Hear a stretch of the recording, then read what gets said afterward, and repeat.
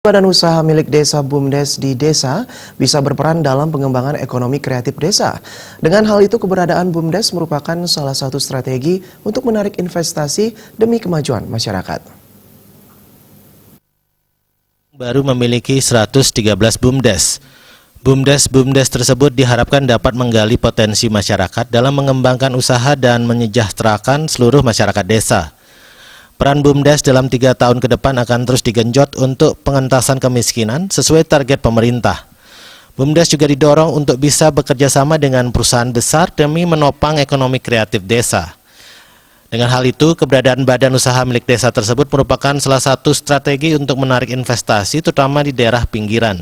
Desa membangun, menggali potensi untuk meningkatkan pendapatan asli desa, maka perlu badan usaha milik desa yang dibuat.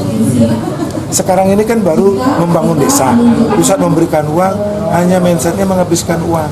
Harapan kita dengan badan usaha yang ada, jadi uang yang ada di desa yang keluar dibelanjakan kurang lebih setahun 25 miliar, itu dapat diraih oleh BUMDes.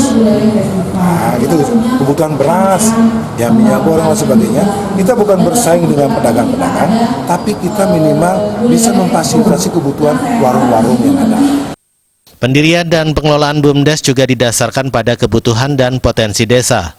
BUMDes harus dibangun atas prakarsa masyarakat dan didasari prinsip-prinsip kooperatif, partisipatif, transparansi, dan berkelanjutan. Komang Yuda, Beli TV.